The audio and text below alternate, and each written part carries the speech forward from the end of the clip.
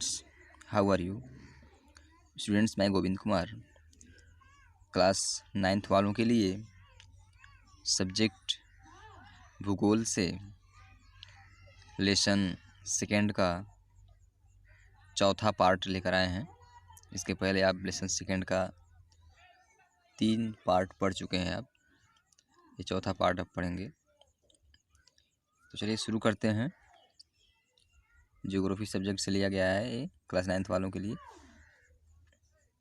उत्तरी मैदान स्टूडेंट्स, हम उत्तरी मैदान के बारे में पढ़ेंगे। ये उत्तरी मैदान 3 प्रमुख नदी प्रणालियों सिंधु, गंगा एवं ब्रह्मपुत्र तथा इनकी सहायक नदियों से बना है। यानी ये जो उत्तरी मैदान है ये 3 प्रमुख जो नदी प्रणालियों से, यानी जो सिंधु, गंगा एवं ब्रह्मपुत्र तथा इनकी सहायक जो नदियों से बना है। यह मैदान जलोढ़ मृदा से बना है। ये जो मैदान है, ये जो हिस्सा है, ये जलोढ़ मृदा यानी मिट्टी से बना हुआ है। लाखों वर्षों में हिमालय के गिरिपाद में स्थित बहुत बड़े बेसिन द्रोणी में जलोढ़ का निक्षेप हुआ, जिससे इस उपजाऊ मैदान का निर्माण हुआ है। यानी कि यह मैदान जो है जलोढ़ मृदा से बना हुआ है। लाखों वर्षों में हिमालय की गिरिपाद में स्थित बहुत बड़े बेसिन, यानी कि हिमालय के द्वारा ये से आए हुए गिरे हुए ये जो बड़े बेसिन द्रोणी में जलोढ़ का निक्षेप हुआ, यानी उसका जमावड़ा हुआ, जिससे इस उपजाऊ मैदान का निर्माण हुआ। इसका विस्तार 7 लाख वर्ग किलोमीटर के क्षेत्र पर है। यह मैदान लगभग 2400 किलोमीटर लंबा एवं 240 से 320 किलोमीटर चौड़ा है। यह सघन जनसंख्या वाला भौगोलिक क्षेत्र है। यह सघन यानी बहुत ही अधिक जनसंख्या वाला भौगोलिक क्षेत्र है। ये समृद्ध मृदा आवरण, पर्याप्त पानी की उपलब्धता एवं अनुकूल जलवायु के कारण कृषि की दृष्टि से यह भारत का अत्यधिक उत्पादक क्षेत्र है। यानी देखा जाए तो समृद्ध मृदा जो है आवरण, पर्याप्त पानी की उपलब्धता के कारण, यानी अनुकूल जलवायु के कारण कृषि की दृष्टि देखा जाए तो यह भारत का सबसे अधिक उत्पादक क्षेत्र है, उपजाऊ क्षेत्र माना जाता है। उत्तरी पर्वतों से आने वाली नदियाँ निक्षेपण कार्य में लगी हैं। नदी के निचले भागों में ढाल कम होने के कारण नदी की गति कम हो जाती है, जिसके परिणाम स्वरूप नदीय द्वीपों का निर्माण होता है। यानी कि नदी के निचले भागों का जो ढाल होता है वो कम होने के कारण जो उसकी गति होती है वो कम हो जाती है, जिसके फलस्वरूप नदीय द्वीपों का निर्माण होता है। ये नदियाँ अपने निचले भाग में गाद एकत्र हो जाने के कारण बहुत सी धाराओं में बढ़ जाती हैं। इन धाराओं को वितरिकाएँ कहा जाता है। यानी कि जो हिस्से होते हैं, निचले हिस्से जो होते हैं, ये एकत्र हो जाने के कारण बहुत सी धाराओं में बढ़ जाती है। कहीं वहाँ से वो डिवाइड हो जाती हैं, बढ़ जाती हैं कई हिस्सों में, कई दिशाओं में। इन धाराओं को ही हम वितरिकाएँ कहा जाता है। हम उसको वितरिकाएँ कहते हैं, नाम से जानते हैं। तो यहाँ पर एक इम्पोर्टेंट वाक्य दिया हुआ है, हम जानेंगे। क्या आप जानते हैं दोआब? दोआब का अर्थ है 2 नदियों के बीच का भाग। 2 नदी हैं और 2 नदियों के जो बीच का भाग है वही क्या, उसका मतलब वही दोआब है। तो दोआब 2 शब्दों से मिलकर बना है, दो तथा आब अर्थात पानी।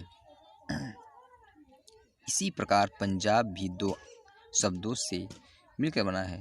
पंज का अर्थ है 5 तथा आब का अर्थ है पानी। तो वो स्टूडेंट आप समझ गए होंगे। उत्तरी मैदान को मोटे और तौर पर 3 उपवर्गों में विभाजित किया गया है। उत्तरी मैदान के पश्चिमी भाग को पंजाब का मैदान कहा जाता है। उत्तरी मैदान के पश्चिमी भाग को पंजाब का मैदान कहा जाता है। सिंधु तथा इसकी सहायक नदियों के द्वारा बनाए गए इस मैदान का बहुत बड़ा भाग पाकिस्तान में स्थित है। जो इसका बड़ा भाग है वो पाकिस्तान में स्थित है। सिंधु तथा इसकी सहायक नदियाँ झेलम, चेनाब, रावी, व्यास तथा सतलुज हिमालय से निकलती हैं। मैदान के इस भाग में दोआबों की संख्या बहुत अधिक है। यानी इस तरह से जो है जिन जिन नदियों के दो नदियों के बीच के जो स्थान है वह उसे दोआब कहते हैं। और इस तरह की स्थिति बहुत अधिक है, बहुत अधिक संख्या में ये मिलते हैं। गंगा के मैदान का विस्तार घग्गर तथा तीस्ता नदियों के बीच है। यह उत्तरी भारत के राज्यों हरियाणा, दिल्ली, उत्तर प्रदेश, बिहार, झारखंड के कुछ भाग तथा पश्चिम बंगाल में फैला है। इस तरह से इन प्रांतों में ये फैला हुआ है। ब्रह्मपुत्र का मैदान इसके पश्चिम विशेषकर असम में स्थित है। ब्रह्मपुत्र का मैदान इसके पश्चिम विशेषकर असम में ये स्थित है। असम में जो है इसका विशेष करके जो इसका क्षेत्रफल है, इसके बाद ये वो स्थित है। उत्तरी मैदान की व्याख्या सामान्यतः इसके उच्चावचों में बिना किसी विविधता वाले समतल स्थल के रूप में की जाती है। यह सही नहीं है। इन विस्तृत मैदानों की भौगोलिक आकृतियों में भी विविधता है। यानी कि इसके उच्चावचों में बिना किसी विविधता के किसी वाले जो समतल स्थल के रूप में की जाती है, यह सही नहीं है। इन विस्तृत मैदानों की भौगोलिक आकृतियों में भी विविधता है। आकृतिक विभिन्नता के आधार पर उत्तरी मैदानों को 4 भागों में विभाजित किया जा सकता है। इसको जो कि 4 भागों में बांटा जा सकता है। नदियाँ पर्वतों से नीचे उतरते समय शिवालिक की ढाल पर 8 से 16 किलोमीटर की चौड़ी पट्टी में गुटिका का निक्षेपण करती है। यानी कि जो शिवालिक की ढाल जो है उस पर 8 से 16 किलोमीटर की चौड़ी पट्टी में गुटिका का निक्षेपण करती है। इसे भाबर के नाम से जाना जाता है। इस भाग को हम भाबर के नाम से जानते हैं, जो पट्टी नुमा होती है। सभी सरिताएं इस भाबर पट्टी में विलुप्त हो जाती हैं। यानी कि सभी जो सरिताएं हैं, जो नदियां हैं, इस भाबर पट्टी में विलुप्त हो जाती हैं। इस पट्टी के दक्षिण में ये सरिताएं एवं नदियां पुनः निकल आती हैं एवं नम तथा दलदली क्षेत्र का निर्माण करती हैं, जिससे तराई कहा जाता है।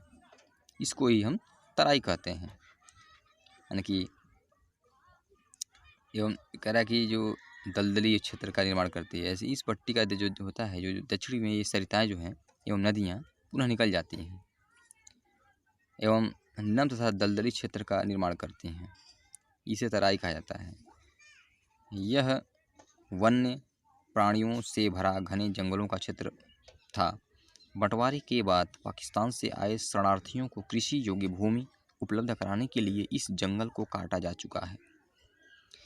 यानी कि बंटवारे के बाद जो है इसमें पाकिस्तान से आए जो भी लोग, जो शरणार्थी जो बसने वाले थे, वो कृषि के लिए उपयोग के लिए जो भूमि, जो पृथ्वी, जो ज़मीन उपलब्ध कराने के लिए जंगल को काटा जा चुका है। इस क्षेत्र के दुधवा राष्ट्रीय पार्क की स्थिति ज्ञात कीजिए। यानी कह रहा है इस क्षेत्र के दुधवा राष्ट्रीय पार्क है, उसकी स्थिति ज्ञात कीजिए, उसकी स्थिति के बारे में जानिए। स्टूडेंट्स, ये था हमारा चौथा वीडियो। इसके आगे हम जल्द ही लेकर आने वाले हैं। तब तक इसे पढ़ें और समझें। Thank you.